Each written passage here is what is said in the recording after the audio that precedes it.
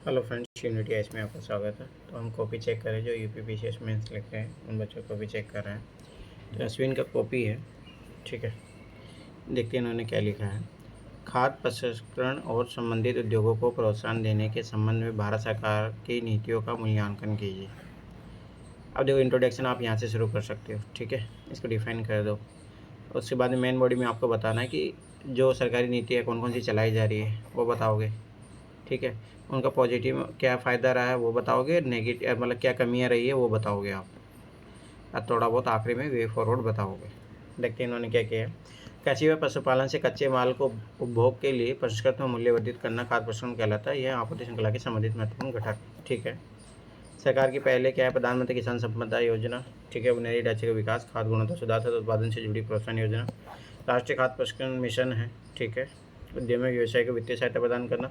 Ease of doing business नियम प्रक्रिया को सरल बनाना। स्वचालित मार्ग से 100% एफडीआई की स्वीकृति। बुनियादी ढांचे का विकास, शीतगृह, वेयर हाउस, फूड पार्क विकसित करने की योजना, ठीक है। एकदम सही है। चैलेंजेस क्या है, राज्य एपीएमसी एक्ट 2003 स्वतंत्र खरीदी पर रोक है। नवाचार विकास पर कम खर्चा है। आपूर्ति श्रृंखला सुदृढ़ नहीं है। रेलवे सड़क आदि। अपर्याप्त ऋण प्रवाह, अपर्याप्त बुनियादी ढांचा, आवश्यक वस्तु अधिनियम से जुड़ी बाधाएं। वर्तमान में खाद्य प्रसंस्करण से उद्योग पांचवी बड़ी उद्योग है तथा यह लगभग 9 मिलियन रोजगार देने में सक्षम है। सरकार द्वारा बुनियादी ढांचे में वित्तीय पहुंच का प्रचार कर स्थिति में सुधार कर सकते हैं, ठीक है। बढ़िया है। एक दो और वे फॉरवर्ड लिख देते तो ज़्यादा अच्छा था, ठीक है। फिर भी आपने कंप्लीट क्वेश्चन की डिमांड को किया है, कोई दिक्कत नहीं। भारत में भूमि सुधारों के क्रियान्वयन में प्रमुख चुनौतियाँ कौन सी है? सबसे पहले आपको चैलेंजेस बताना है। इन चुनौतियों को निपटाने हेतु सुझाव, सजेशन देना, खत्म बात, ठीक है। भारत में सामाजिक न्याय, भूमि उत्पादकता, गरीबी को कम करने के लिए भूमि सुधार आवश्यक है। वर्तमान में लगभग 85% किसान लघु व सीमांत तथा 55% ग्रामीण समुदाय का रोजगार का स्रोत है। एकदम सही बात है।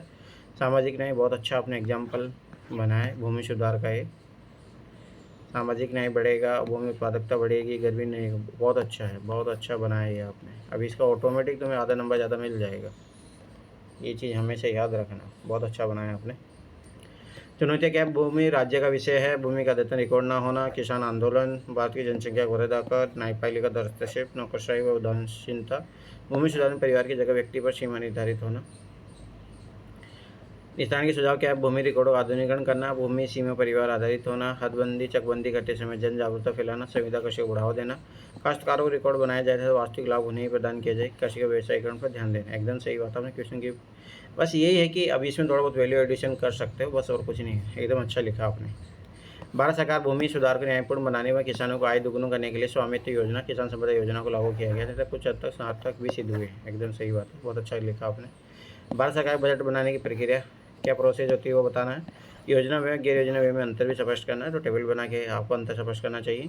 भारतीय संविधान के अनुच्छेद 112 के तहत राष्ट्रपति की पूर्वानुमति से संसद में वार्षिक वित्तीय विवरण वित्त मंत्री द्वारा पेश किया जाता है। वर्तमान में 1 फरवरी को बजट संसद में रखा जाता है, ठीक है। यह सरकार के गत वर्ष में आय व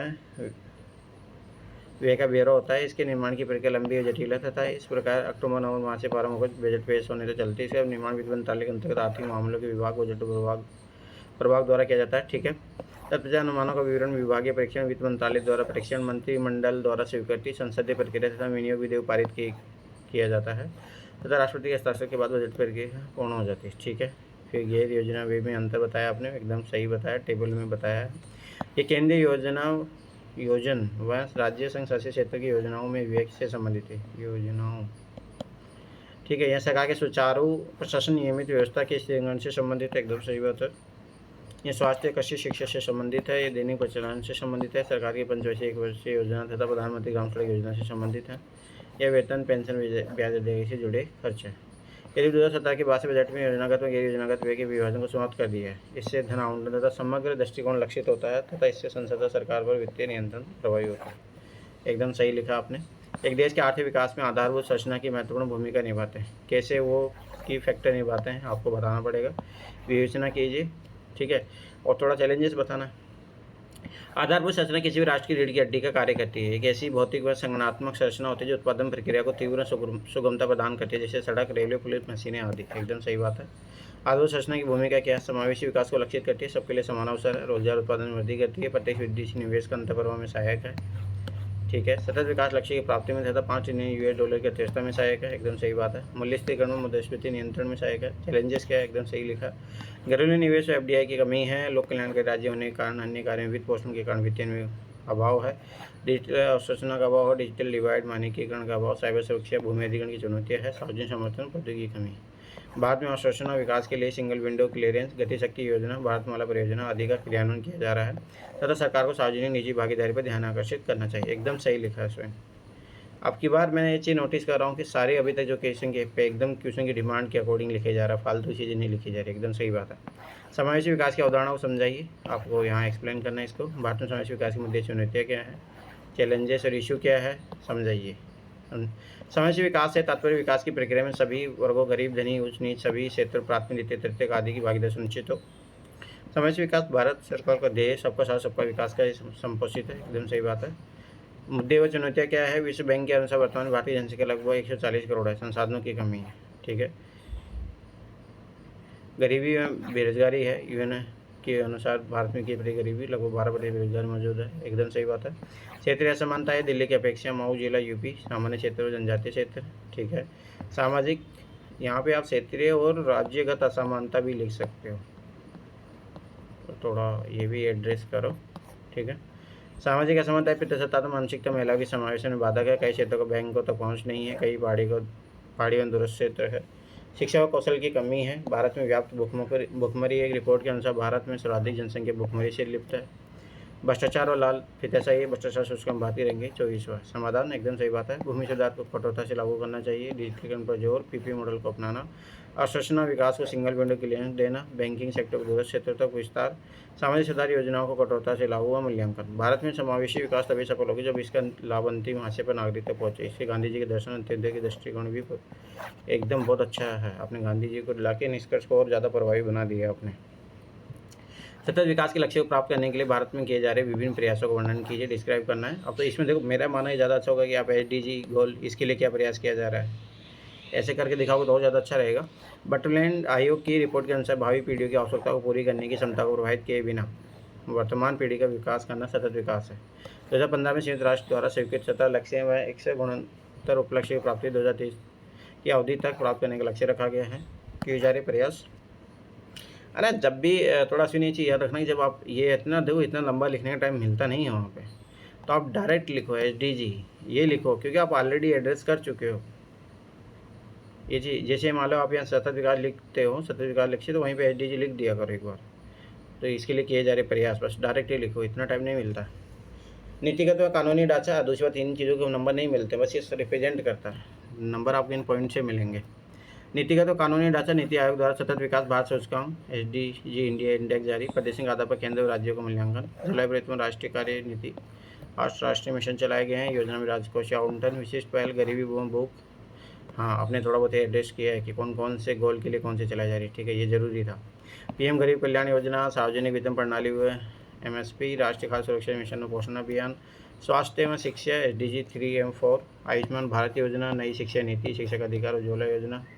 स्वच्छ जल व स्वच्छता मिशन के लिए स्वच्छ भारत मिशन, नल जल योजना, हर घर जल योजना।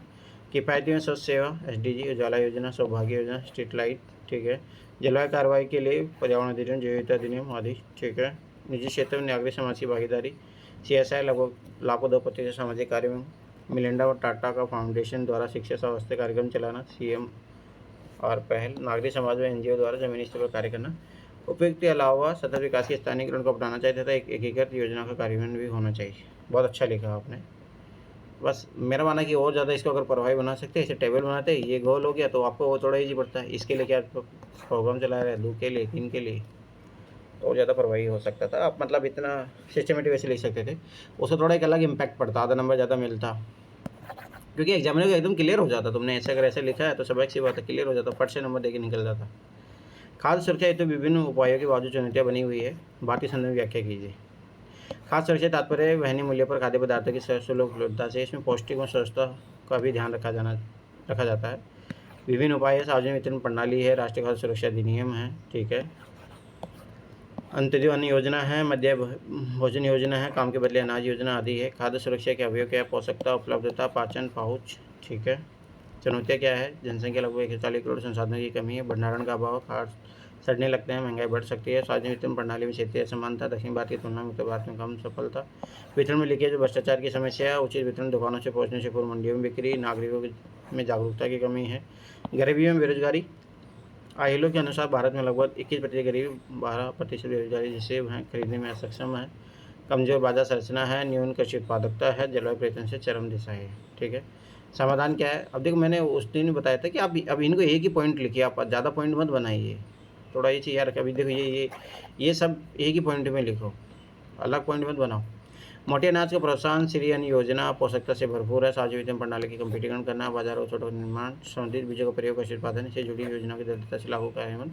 ये छत्तीसगढ़ मॉडल है, राजस्थान मॉडल है, थोड़ा ऐसे मॉडल भी आप जरूर डालिए तो थोड़ा और वैल्यू एडिशन होता है आंसर का। खाद्य सुरक्षा एक बहुआयामी दृष्टिकोण है, इसकी प्राप्ति के लिए भारत सरकार द्वारा फसल विविधीकरण, डिजिटलाइजेशन, डीबीटी को प्रोत्साहन किया जा रहा है। एकदम सही लिखा आपने।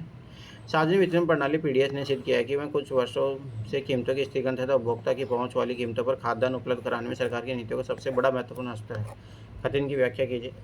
कैसे है? अब आपको मतलब प्रूव करना पड़ेगा। सार्वजनिक वितरण प्रणाली के अंतर्गत अनाजों में खाद्य वस्तुओं को किसानों से खरीदना व अति उचित मूल्य की दुकान तक पहुंचाना तथा उसका वितरण करना शामिल है। एकदम सही बात है, आपने एकदम डायग्राम भी बना दिए है। ठीक है, कीमतों के स्थिरीकरण में पीडीएस की भूमिका क्या है? बफर स्टॉक तंत्र, एमएसपी के माध्यम से किसान से अनाज एकत्रीकरण व स्टॉक जारी करके कीमत उतार चढ़ाव नियंत्रण, मूल्य सीमा, रियायत दरों पर बेचना। ठीक है, 1 रुपये 2 रुपये 5 जैसे एमएसपी दर के कारण उत्पादन सुनिश्चित जिससे आपूर्ति सुनिश्चित, आपदा काल के समय भी भंडारण के कारण मूल्य नियंत्रण, सस्ती कीमतों पर भोजन की उपलब्धता, लक्षित दृष्टिकोण, बीपीएल एपीएल कार्ड धारकों को न्यूनतम या निःशुल्क वितरण, अंत्योदय अन्न योजना, मध्य भोजन योजना, विविधीकरण, कई अनाजों दालों का वितरण। समक्ष चुनौतियाँ क्या है? भंडारण है, वेयर हाउसेज है, कोल्ड स्टोरेज की कमी है, भ्रष्टाचार की समस्या है, गुणवत्ता संबंधी चिंताएं, डेटा में लाभार्थियों की पहचान कठिन है, बफर स्टॉक के कारण निजी उद्योगों की पहुंच सीमित है। ठीक है, सुधार क्या होने चाहिए? वितरण जुड़ी वाहनों का जेपीए ट्रैकिंग। ठीक है, ये छत्तीसगढ़ मॉडल में है ये चीज़।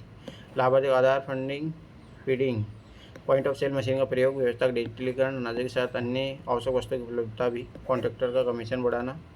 बाद में सार्वजनिक वितरण प्रणाली विश्व की सबसे बड़ी खाद्य सुरक्षा नीति है, इससे गरीबी निवारण, भुखमरी, महिला सशक्तिकरण को प्रोत्साहन मिलता है। ठीक है, सही लिखा आपने। बाद में ऊर्जा संसाधनों की लगातार बढ़ती मांग को पूरा करने के लिए क्या कदम उठाए जा रहे हैं? पहले आपको एफर्ट बताने हैं, विशेष रूप से अक्षय व टिकाऊ ऊर्जा संसाधनों के संदर्भ में चर्चा कीजिए। ठीक है, तो याद रखना, किसी भी अर्थव्यवस्था में ऊर्जा विकास का इंजन होता है। विश्व बैंक के अनुसार भारत विश्व की सबसे तेज गति से प्रगति करने वाली अर्थव्यवस्था में से एक है। ठीक है, बढ़ती मांग के कारण, कि बढ़ती मांग के कारण ऐसा कुछ है? ऐसा कोई डायरेक्ट नहीं था, आप डायरेक्ट लिख सकते थे कौन कौन से प्रयास किए जा रहे हैं, कोई जरूरी नहीं था, ये क्वेश्चन की डिमांड नहीं है। भारत की विशाल जनसंख्या को वहनीय मूल्य पर ऊर्जा प्रदान करना, विभिन्न उद्योगों की रीढ़ है, कई विनिर्माण उद्योग तथा धातु निष्कर्षण, खाद्य प्रसंस्करण, तेजी से बढ़ता औद्योगिकरण, उच्च जीवन स्तर व नवीन तकनीकों और सुख सुविधाओं की चाहत, ऊर्जा मांग पूर्ति हेतु उठाए जा रहे कदम, मिशन लाइफ, पर्यावरण अनुकूल जीवन शैली अपनाना, कोयलों का आयात, यूरेनियम और कच्चे तेल का आयात, ऊर्जा उत्पादन निजी क्षेत्र में पीवी मॉडल का प्रोत्साहन, अंतर्राज्यीय ट्रांजिशन सिस्टम सुलभ समाप्त। अब जो यही गड़बड़ी होती है ये कोई ज़रूरी नहीं था आपने इसको इतना ज़्यादा लिखा, जो मेन बॉडी का मेन पार्ट था वो आपने इतना कम लिखा है। तो आपको इसमें ये लिखना चाहिए गैर रिन्यूएबल और नॉन रिन्यूएबल में आप क्या क्या प्रयास कर रहे हो, तो ऐसे टेबल बना के लिखते और ज़्यादा इम्पैक्टफुल होता है। ये लिखने की ज़रूरत ही नहीं, तो थोड़ा ये चीज़ों पर ध्यान दो। अक्षय टिकाऊ ऊर्जा के संदर्भ में प्रयास हुआ 2030 तक 500 गीगावाट और जीवाश्म ईंधन ऊर्जा की प्राप्ति का लक्ष्य, राष्ट्रीय सौर ऊर्जा कार्यक्रम, सौर पैनलों का सब्सिडी के साथ वितरण, सौर पार्कों का निर्माण, पवन ऊर्जा निर्माण इकाइयों का निर्माण, तटीय इलाकों में ज़्यादा। ठीक है, प्रधानमंत्री कुसुम योजना, नेशनल ग्रीन हाइड्रोजन मिशन, हरित ऊर्जा गलियारा, अनेक जल विद्युत परियोजनाएं, बाखड़ा, नांगल और सरदार सौर आदि। चुनौतियाँ क्या है? संरचनात्मक अवसंरचना का अभाव है, संसाधनों तकनीकी कमी है, अनुसंधान व नवाचार सीमित है, वित्त की कमी है, कुशल मानव संसाधन की कमी है। नवीकरणीय और टिकाऊ ऊर्जा स्रोत आपको केवल विकल्प नहीं बल्कि भारतीय ऊर्जा रणनीति के केंद्र बन गए, बढ़ती मांग को पूरा करने में पर्यावरण स्थिरता सुनिश्चित करने के लिए आवश्यक है। देखो, एक बार क्वेश्चन हमेशा एक चीज़ समझो, इसमें सीधा सिंपल सा है कि आप तो पहले बता क्या क्या कदम उठाए जा रहे हैं, आपको अच्छे से बताना था। विशेष रूप से अक्षय व टिकाऊ ऊर्जा संसाधनों के संदर्भ में चर्चा कीजिए, थोड़ा डिस्कस भी करना है इसके बारे में। ठीक है, तो आपने सही किया एकदम, चैलेंजेस भी बता दिए इसके। तो इसमें जो कुछ बातें बताएं उस पर थोड़ा ध्यान देना, वो सब कुछ सही लिखा है इसमें। अब आगे आपकी और कॉपियाँ देखते हैं।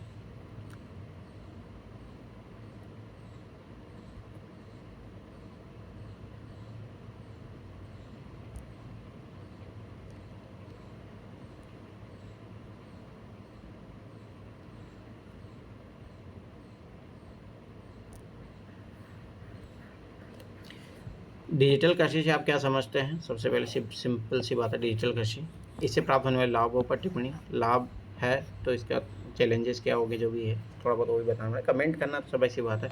लाभ है, हानि है, क्या है।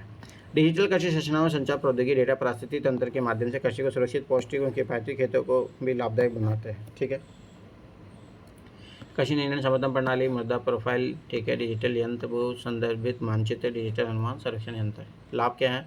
उत्पादन उत्पादकता में वृद्धि होती है, पौष्टिक और किफायती भोजन उपलब्धता, खाद्य आत्मनिर्भरता, सुरक्षा, मौसम संबंधी सूचना, उपभोग ज्ञान, मृदा प्रदूषण में कमी है, मृदा क्षरण में भी कमी, मृदा स्वास्थ्य वृद्धि। ये एक ही पॉइंट भी लिखिए, आप अलग अलग पॉइंट मत बनाइए। जल संसाधनों के इष्टतम उपयोग, किसान बाजार के प्रति जागरूकता में वृद्धि, ई बाजार का विकास, कृषि में निवेश वृद्धि तथा आधुनिकीकरण, रासायनिक उपयोग में नियंत्रण होता है। इसके लिए भारत सरकार द्वारा डिजिटल कृषि मिशन व एग्रीगेट जैसे पहल शुरू किया गया था, इससे SDG 1 SDG 2 की प्राप्ति में भी सहायक होगी। ये आपने इनकम्प्लीट लिखा है, इसे थोड़ा ध्यान दीजिए।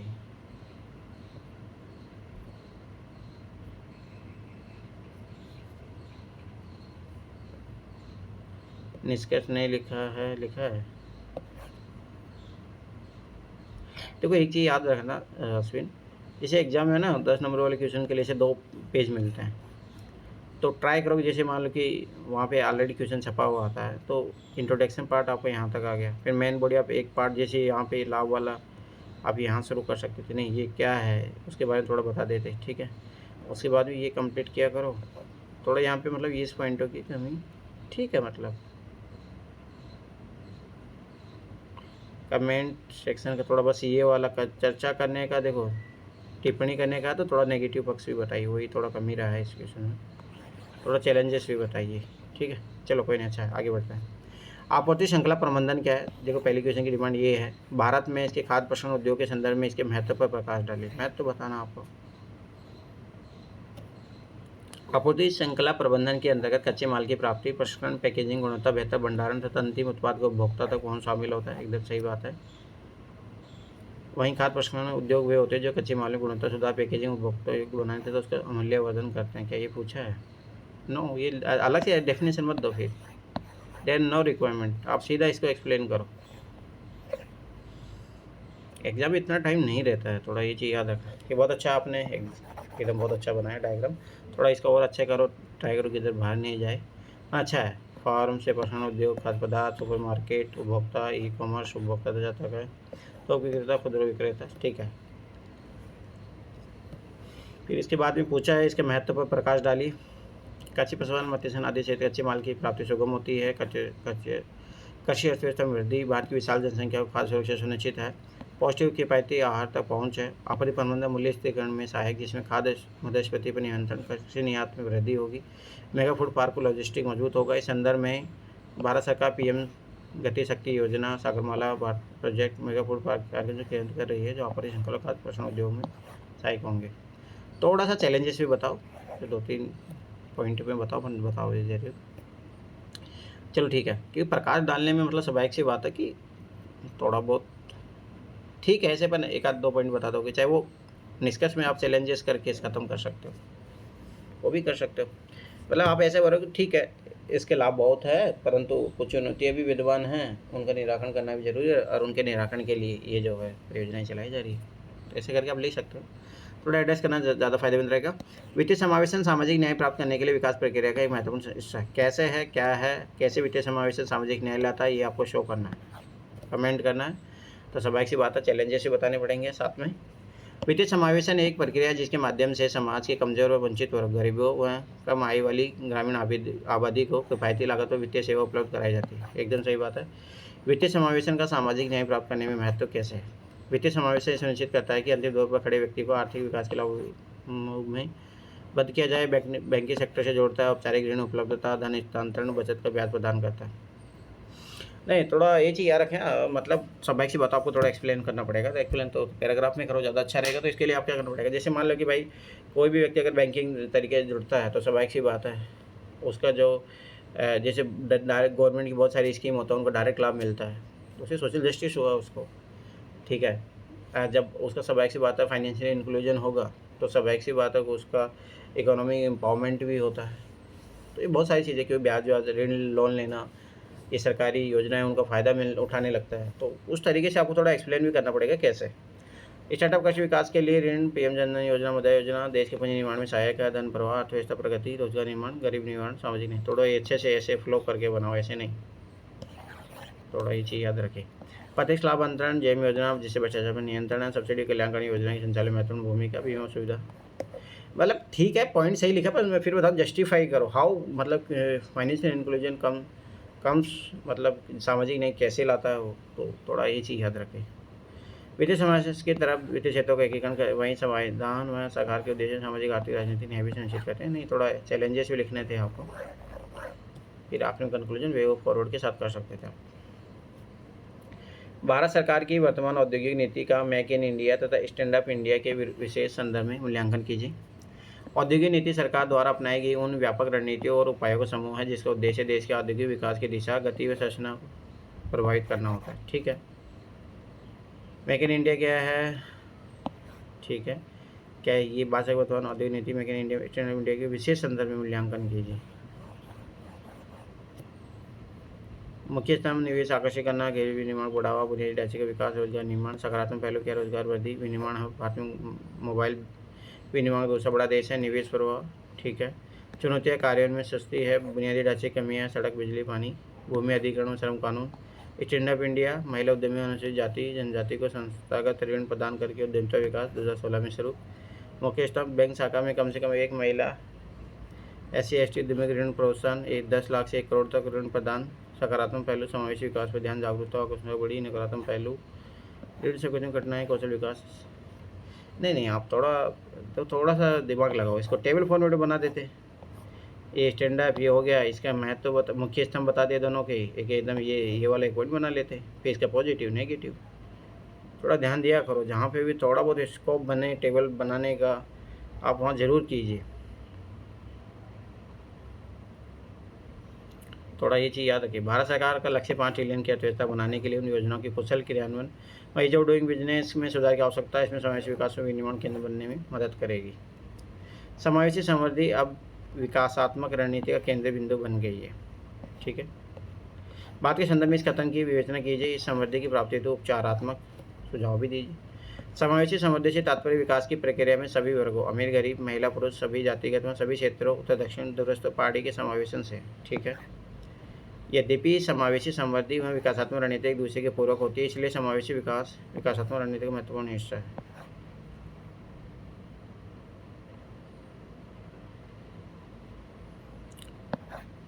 महत्व क्या है, गरीबी उन्मूलन, गरीबी चक्र को तोड़ने, लोगों को बेहतर जीवन स्तर प्रदान करने में, असमानता में कमी, न्यायसंगत समाज का निर्माण होता है, सामाजिक सद्भाव, सामाजिक तनाव संघर्ष कम होता है, लोकतांत्रिक मूल्य को सुदृढ़ करता है। ठीक है, पर्यावरण सुरक्षा पर जोर है। चुनौतियाँ क्या है, उच्च स्तर की गरीबी और असमानता है, 21% गरीबी। ऑक्सफोर्ड रिपोर्ट के अनुसार 1% लोगों के पास 50% संपत्ति। एकदम बहुत अच्छा डाटा से आपने जस्टिफाई किया, बहुत अच्छा, ये याद है, ये तरीका सबसे बेस्ट होता है। बेरोजगारी वालों, बेरोजगार वर्तमान भारत में लगभग 12% बेरोजगारी है। कोई डाटा है किसी कमेटी की रिपोर्ट तो और जरूर डालो। सामाजिक भेदभाव, लिंग, जाति, धर्म आधारित गुणवत्तापूर्ण शिक्षा की कमी है। कृषि क्षेत्र की चुनौतियाँ है, किसानों की ऋणग्रस्तता व आत्महत्या है। समावेशी विकास समृद्धि के उपाय क्या होने चाहिए, महिला सशक्तिकरण जोर, महिलाओं को आरक्षण, उज्ज्वला योजना।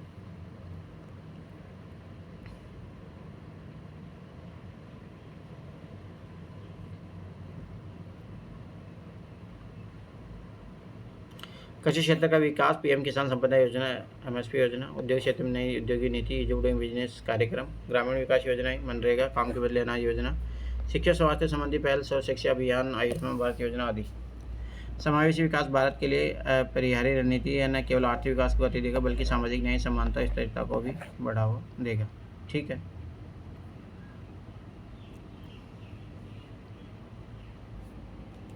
तो हम आगे और चेक करते हैं, देखते हैं।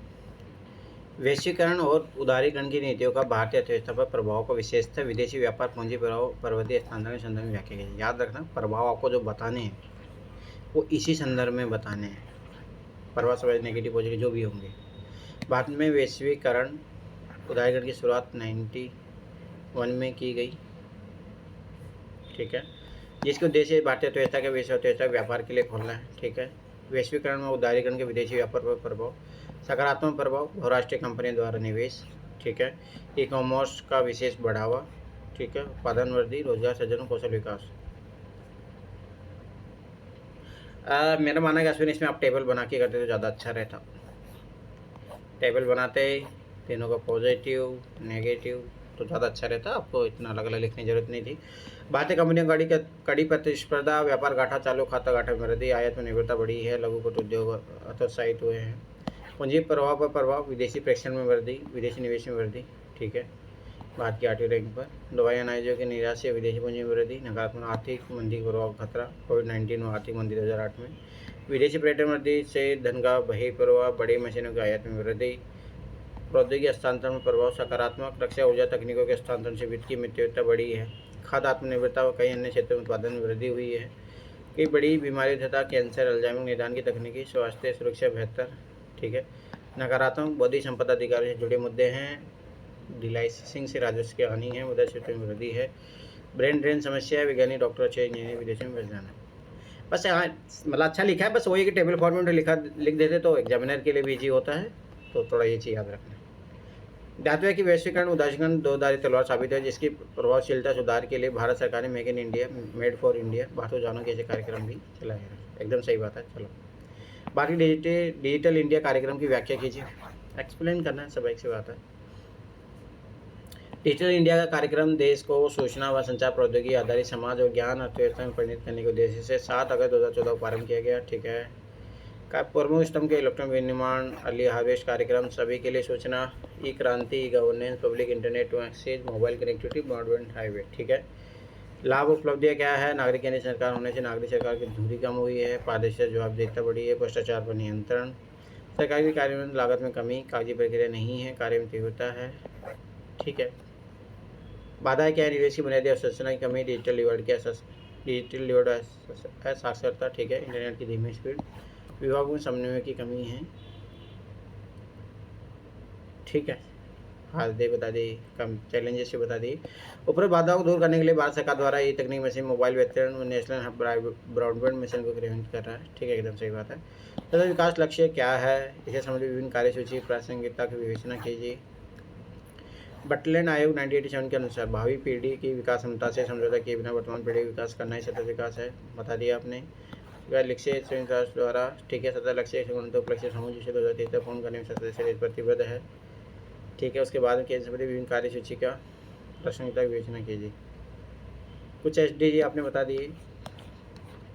ठीक है, प्रासंगिकता क्या है? ऑप्शन रिपोर्ट के अनुसार भारत में से 10% के पास 85%, निचली 85% लोगों के पास मात्र 10% संपत्ति। इसके संबंधित विभिन्न कार्यसूची की प्रासंगिकता विवेचना कीजिए। ठीक है, ये लक्ष्य सदा सामाजिक आर्थिक संरचना से जुड़े हैं, जो सशक्त समाज का निर्माण करेगी, शिक्षा लिंग समानता स्थापित करेगी, वर्तमान पुरुष साक्षरता, महिला साक्षरता, बढ़ती जलवायु परिवर्तन इसकी प्रासंगिकता बढ़ाता है, विश्व में सर्वाधिक भूखमरी पीड़ित जनसंख्या भारत में है, जिसकी खाद्य सुरक्षा सुनिश्चित करना है। ठीक है, सर्वन्य शहर किफ़ायती और स्मार्ट निर्माण पर बल देती है। इस प्रकार सतत विकास लक्ष्य में मानवीय जीवन को सभी पक्षों को शामिल कर निर्धारित अवधि में पूर्ण किया जाए तो वंचित वर्गों में गरीबों का जीवन आसान हो सकेगा। एक बार अपन क्वेश्चन की डिमांड को देखें। विभिन्न कार्यसूची, थोड़ा एक बार देखो, मुझे जहाँ तक लग रहा है कुछ और है। कार्यसूची की प्रासंगिकता का विवेचन कीजिए। ठीक है, चलो आगे देखो। बेरोजगारी के विभिन्न प्रकार क्या है? क्वेश्चन की पहली डिमांड, भारत बेरोजगार दूर करने के लिए सरकार द्वारा किए गए विभिन्न प्रयासों को उल्लेख, बस खत्म बात। बेरोजगारी वह स्थिति है जिसमें कुशल व्यक्ति को मांगने पर रोजगार और प्रचलित मजदूर को रोजगार प्राप्ति नहीं होती है। प्रकार संरचनात्मक, रचनात्मक, प्रश्न, स्वैच्छिक, मौसमी, अलबेरोजगार चक्र। ठीक है, क्या एक्सप्लेन करने को बोला है इसने? विभिन्न प्रकार क्या है, इतना जरूरी नहीं था।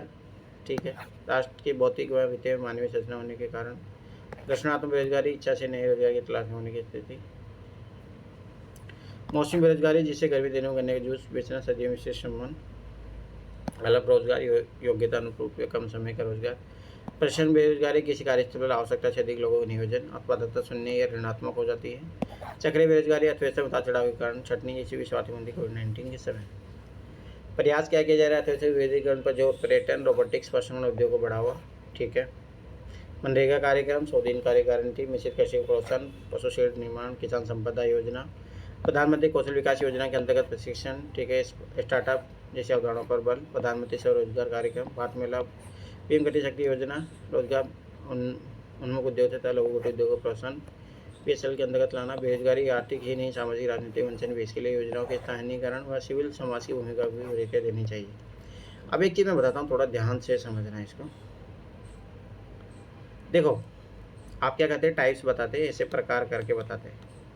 ये टाइप बताया, पहला टाइप जो भी बीमारी, इसके एग्जैक्ट समाधान के लिए सरकार का कार्यक्रम। तो ऐसे एक ही आप मतलब टेबल फॉर्मेट में बना सकते थे, प्रकार और सरकार द्वारा समाधान। तो थोड़ा ये यूज कीजिए, चीज़ें थोड़ा समझिए, ठीक है, थोड़ा इन चीज़ों पे अप्लाई करना सीखो। देखो यही है ना कि मतलब मेरा मानना है थोड़ा थोड़ा एडवांस होना सीखिए। नीति आयोग के लक्ष्य क्या है, इसके 3 वर्षीय कार्य योजना के समझाइए, ठीक है। नीति आयोग की स्थापना 2015 वैश्वीकरण निजीकरण रूपी विचारधाराओं के संदर्भ में आधुनिक प्रतिस्पर्धी समाज के निर्माण में भागीदारी हेतु किया गया है, ठीक है।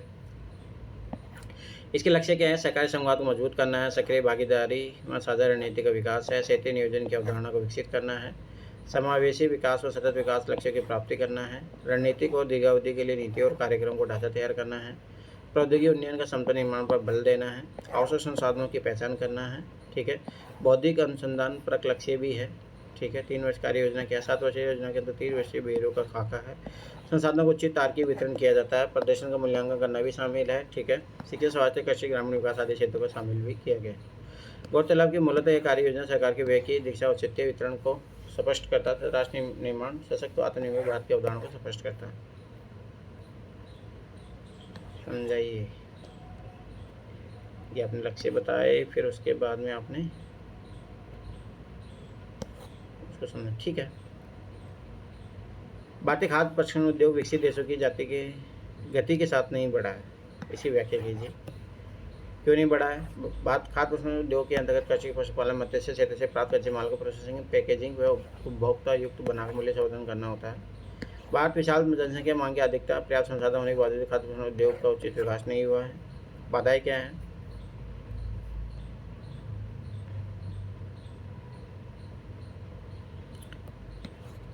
पर्याप्त निवेश व विदेशी निवेश की कमी। थोड़ा याद रखिए, जब भी आप इस चैलेंजेस करोगे तो चैलेंज को थोड़ा डिवाइड कीजिए। भाई सबाई सी बात, इकोलॉजिकल क्या चैलेंजेस है, ठीक है, आर्थिक स्तर पे क्या चैलेंजेस है, मानवीय स्तर पे क्या चैलेंजेस है, सामाजिक सांस्कृतिक जो है वो कैसा है। थोड़ा अब थोड़ा ना, ठीक है, अब आप इतना है कि आप आंसर लिखना सीख गए हो, परंतु अब इसमें याद रखना है, थोड़ा कैटेगराइजेशन करना ज़रूरी है, थोड़ा अपने लेवल और बढ़ाना। देखो मेरा मानना है कि देखो मतलब जैसे मनी का रिजल्ट नहीं आया, मतलब सबाइश बात, मुझे बहुत दुख हुआ कि सबाइश बात अपेक्षा थी, तो मैं नहीं चाहता कि तुम लोग देखो इंटरव्यू कॉल तो तुम्हारे लोगों का आ जाएगा, पर बात है कि देखो फाइनल सिलेक्शन होना चाहिए। तो अब मेरा ये मानना है कि ठीक है, इनसे फाइनल सिलेक्शन के चांसेस, मेरा मानना है कि देखो फाइनल सिलेक्शन में तब होगा जब आप अच्छी रैंक के लिए ट्राई करो। तो ये चीज़ें सीखो, थोड़ा ये चीज़ याद रखिए। अब थोड़ा एडवांस दीजिए, इनसे काम नहीं चलेगा, ये सबको लिख रहा है आजकल। थोड़ा अपना कैटेगराइजेशन कीजिए, इसी में भाई खाद्य प्रसंस्करण की उद्योग बाधाएं, इकोलॉजिकल बाधाएं क्या है, ठीक है, इकोनॉमी क्या है, पॉलिटिकल मतलब है गवर्नमेंट सरकारी इशू लेवल पे क्या इशू आता है, लोगों माइंड सेट भी नहीं है ना, अभिव्यक्ति भी नहीं है आज। मतलब पश्चिमी देशों में क्या होता है कि वहाँ पे फास्ट फूड को लेके प्रिजर्व जो होता है, मतलब सुरक्षित जो फूड होता है उसको लेके है उनका है, पर भारत में ऐसा नहीं है, अपन सुबह का खाना शाम को नहीं खाते हैं। तो माइंड सेट की भी तो बात है ना, तो आपको ऐसे डिवाइड करना पड़ेगा, ऐसे काम नहीं चलेगा, ठीक है। अब मेरा मानना है कि आप लोग टॉप 10 में रैंक लाने की तैयारी कीजिए, उस माइंडसेट से अपने आप को तैयार कीजिए, तब जाके रैंक मिलेगी अच्छी खासी। पर्याप्त निवेश में विदेशी निवेश, अब देखो इसमें इकोनॉमी वाले सेक्टर में इसमें भी अनाज पदार्थों की गुणवत्ता में कमी है, लॉजिस्टिक वेयर हाउस है, शीतगृह का अभाव, आधारभूत अवसंरचना तथा सड़क, बिजली, रेलवे पहुँच की कमी है। MSP एक्ट 2003 जोड़ी खुले विपणन कमी, आपूर्ति में ट्रैफिक सिस्टम अर्थात आपूर्ति प्रबंधन समस्या नहीं, इसमें कमी है। अभी आपको इसमें सरकारगत समस्या क्या आती है, मानसिकगत समस्या, सामाजिक सांस्कृतिक समस्या क्या है, वो सब लिखना पड़ेगा। ई कॉमर्स को प्रोत्साहन, अनाजों और कच्चे मालों के ग्रेडिंग सिस्टम को लागू करना, प्रसंस्करण प्रक्रिया में स्वच्छता मानक का पालन करना, लॉजिस्टिक सुविधा, परिवहन, भंडारण, शीतगृह आदि का निर्माण, त्वरित वितरण प्रणाली लागू करना, शिकायत निवारण तंत्र स्थापित करना। दूसरी बात इसमें फॉर्मल और इनफॉर्मल, इंडिया में फॉर्मल सेक्टर बहुत ज़्यादा है, मतलब फॉर्मल सेक्टर ज़्यादा विकास नहीं, इनफॉर्मल बहुत ज़्यादा है। गाँव में देखो तो अचार बेचने वाले सब मिल जाएंगे आपको, तो उनको कैसे फॉर्मलाइजेशन किया जाए, उससे ऐसी किसी नीति का अभाव है, तो थोड़ा ये चीज़ याद रखें। इस संदर्भ में भारत सरकार द्वारा मगध फूड पार्क एक जिला एक उत्पाद पीएम गति शक्ति योजना को क्रियान्वित किया जा रहा है, जो इसकी सफलता में सहायक सिद्ध होगा। भारत में कृषि उत्पादकता में कमी के क्या कारण है? भारतीय अर्थव्यवस्था कृषि प्रधान देश है। कृषि के जीडीपी में योगदान लगभग 18% तथा यह भारत के 54% जनसंख्या और रोजगार माध्यम है। ठीक है, कमी क्या? कमी कारण, संरचनात्मक कारण, प्रक्रिया कारण। हाँ, ये हुई ना बात। अब इसको आप ऐसे मत लिखिए, अब टेबल बनाइए। जैसे यहाँ पे हेडिंग दे दिया, यहाँ पे टेबल बनाइए। रचनात्मक कारण, भूमि सुधार ढंग से क्रियान्वित न होना, छोटे छोटे अधिकता, लॉजिस्टिक भंडारण संबंधी बाधाएं, गरीब वंचना, सामाजिक परिस्थितियाँ, प्रक्रियागत कृषि सुधारों को संलग्न संस्था यथा नाबार्ड अन्य बैंकों निम्न स्तर तक पहुँच नहीं है। निवेश की अपर्याप्तता, स्थानीय पर्यावरण के अनुकूल उत्पादन संस्कृति का न होना, खींच खाद कीटनाशकों प्रयोग के संबंध में अज्ञानता है। व्यवहारिक कारण क्या है? पारंपरिक कृषि उत्पादन प्रवृत्ति, नवाचार के प्रति नकारात्मक रुझान। ठीक है, सीमांत कृषि है, जरूरत से ज़्यादा एक ही कृषि लगना, खाद्य पदार्थों की खेती पर ही जोर, आय ज़्यादा न होने से कृषकों को प्रोत्साहित होना। भारत में कृषि आधुनिक यंत्रीकरण, सिंचाई व्यवस्था सभी कर तथा नवाचार को प्रोत्साहन कर कृषि उत्पादकता बढ़े, जीडीपी में भूमि का बढ़ावा दिया जा सकता है। सही किया आपने, वे फॉरवर्ड जो है कंक्लूजन में दे दिए। बाद में गरीबी और असमानता कम करने प्रमुख चुनौतियाँ, चैलेंजेस क्या है? गरीबी एक ऐसी सामाजिक आर्थिक स्थिति जिसमें कोई व्यक्ति मूलभूत आवश्यकता भोजन, आवास, व्यवस्था, शिक्षा आदि को पूर्ति नहीं कर पाता है। ऑप्शन रिपोर्ट 2024 के अनुसार भारत में 10% लोगों के पास, 75% नीचे 85% लोगों के पास मात्र 10% संपत्ति जो सामाजिक समानता ही प्रदर्शित करते हैं। यहाँ पे फ्लो चार्ट बन जाएगा, याद रखना। असमानता है तो गरीबी को बढ़ावा देता है, जब गरीबी है तो असमानता को बढ़ावा देती है। थोड़ा इन दोनों में कोरिलेशन करके बना सकते थे। गरीबी असमानता को कम करने में प्रमुख चुनौतियाँ क्या है? गरीबी मानकों में राज्यवार असमानता, क्षेत्रीय असमानता का होना है। ठीक है, गरीबी कैलोरी मानक, मात्र ऊर्जा आवश्यकता को जोर देना, शिक्षा कौशल का अभाव है। ठीक है, रोजगार से पर्याप्त आय न मिलना, भारत में रोजगारी लगभग। ठीक है, इंटरनेट बैंकिंग सेवा प्राप्त करने में क्षेत्रीय वर्गीय असमानता है। भारतीय पितृ सत्तात्मक समाज का होना, महिला के प्रति असमानता रूप, महिला रोजगार में कमी है। भारत में कई प्रकार की बेरोजगारी है, गरीबी असमानता के कारण, जैसे पश्चिमी बेरोजगारी, अलग बेरोजगार, उद्योग क्षेत्र विशेष में संकेंद्रण असमानता को बढ़ावा। ठीक है, उपाय ऐसे कोई डायरेक्ट क्वेश्चन डिमांड नहीं थी, तो वे फॉरवर्ड करके थोड़ा बहुत लिख सकते थे। चैलेंजेस को याद रखना, मैं फिर 12 बता रहा हूँ आपको, क्षेत्रगत बताना था। ठीक है, आर्थिक स्तर पे क्या है, राजनीतिक स्तर पे क्या चैलेंजेस है, थोड़ा स्पेसिफिक, मतलब थोड़ा बनी है, थोड़ा एडवांस बनी है, नहीं तो ऐसे कम नहीं चलेगा। औद्योगिक स्थानीयकरण को प्रोत्साहन, सब्सिडी कर छूट के माध्यम से, रोजगार उन्मुख उद्योगों की स्थापना में जोर, एमएसएमई उद्योगों को प्रोत्साहन, हमारे से इनके अनुसार इनकी क्षमता निर्माण पर ध्यान देना चाहिए। ठीक है, कैपेबिलिटी अप्रोच, शिक्षा कौशल विकास पर बल, सर्व शिक्षा अभियान का स्किल इंडिया मिशन, निःशुल्क चिकित्सा व्यवस्था को सुदृढ़ करना, भारत सरकार द्वारा न्यूनतम समर्थन मूल्य योजना, पीडीएस कार्यक्रम, कौशल विकास जैसी योजना चलाया जा रहा है, जो गरीबी असमानता के लक्ष्य को एक दृष्टि से पूर्ति करेगी। सही है। लघु व सीमांत किसानों पर हरित क्रांति के प्रभाव की व्याख्या कीजिए। प्रभाव पड़ेंगे तो पॉजिटिव भी पड़ेंगे, नेगेटिव भी पड़ेंगे। 1 हेक्टेयर से कम भूमि के स्वामी सीमांत किसान के 1 से 2 हेक्टेयर की मध्य भूमि के स्वामी के लघु किसान कहते हैं। वर्तमान में लगभग 95% लघु में सीमांत किसान है। हरित क्रांति का प्रभाव सकारात्मक, उत्पादन में वृद्धि है, शहरी प्लान रोका, स्वरोजगार का दृष्टिकोण बढ़ा, खाद्य आत्मनिर्भरता मिली है, पोषण पौष्टिक आहार की प्राप्ति, किसानों की आय में वृद्धि हुई है कि सामाजिक प्रथा वस्तु विनिमय, जनजमानी, साहूकारी प्रथा का उन्मूलन, किसानों का लाभबंदी, बाजार की गतिशीलता बढ़ी है। प्रभाव नकारात्मक सही है।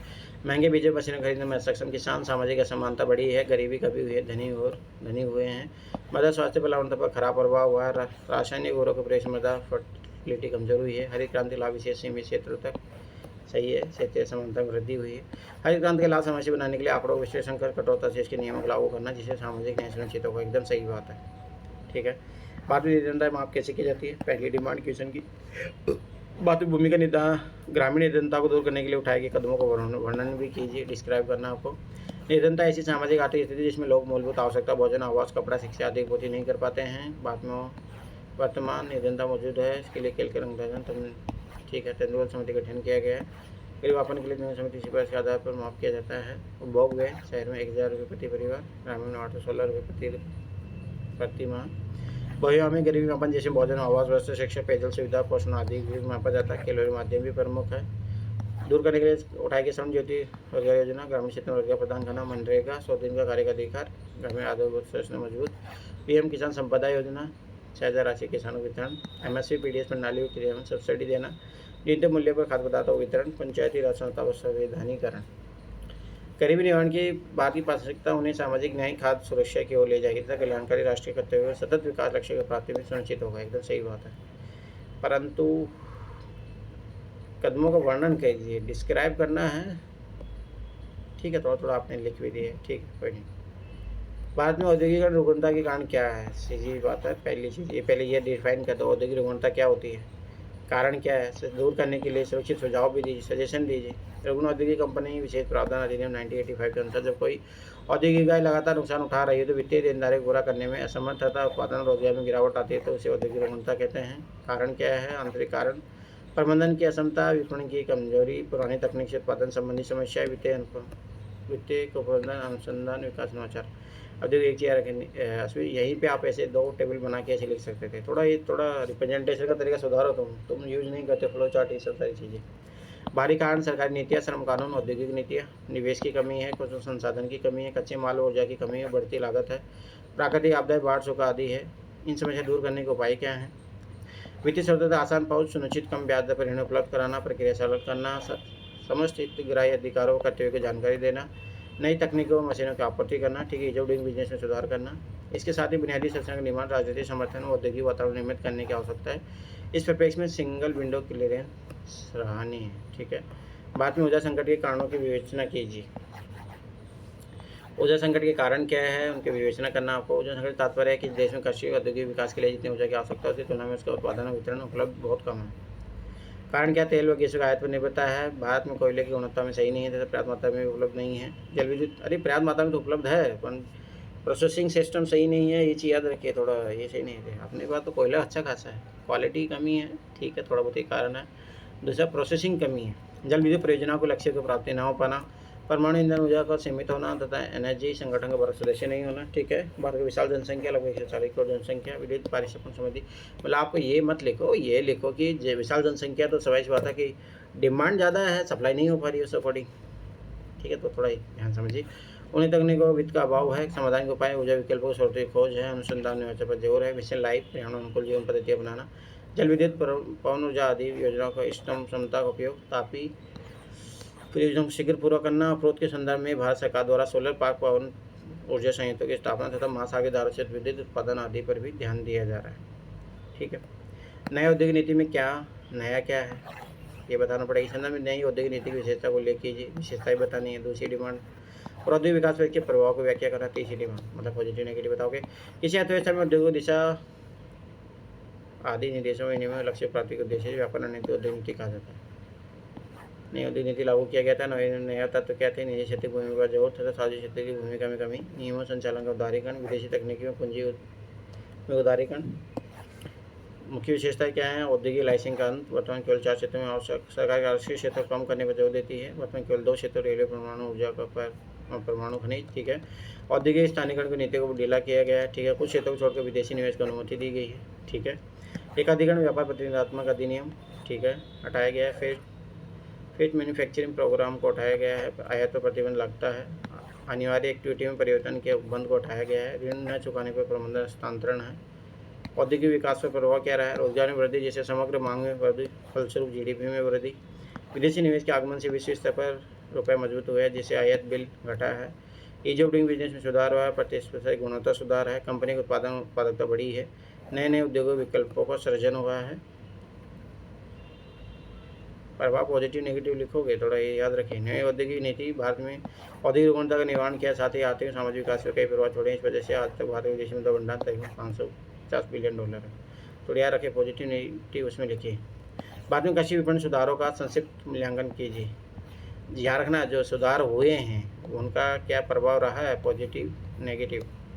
कृषि विपणन से तात्पर्य कृषि उत्पादों को कैसे उपभोक्ता तक पहुँचाने में सभी शामिल गतिविधियों को संकलन, प्रबंधन, भंडारण, परिवहन, प्रश्नों तो खुद याद से है। बाद में कृषि राज्य सूची का विषय है। इसका विपणन राज्य के कानून APMC एक्ट 2003 के तहत किया जाता है। यद्यपि इस कई कमियां विद्यमान है, इसलिए सरकार द्वारा कृषि विपणन में न्यून सुधार किए जा रहे हैं।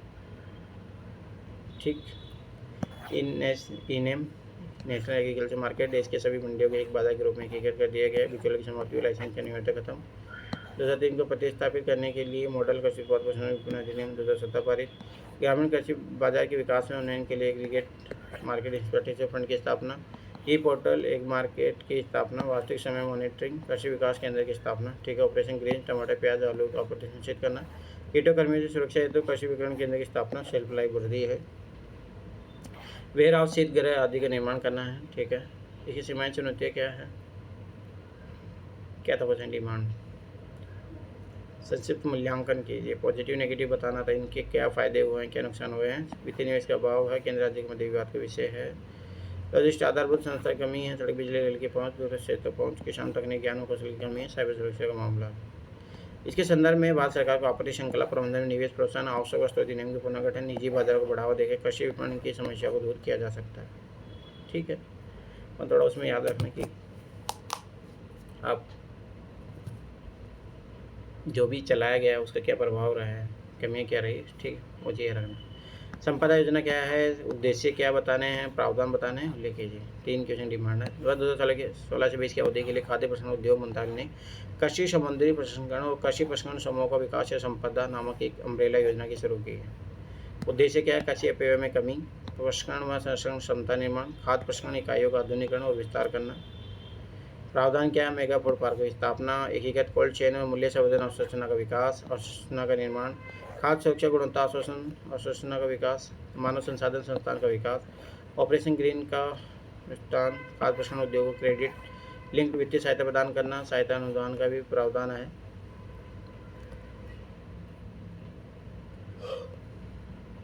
ठीक है। उल्लेख नहीं पूछा था।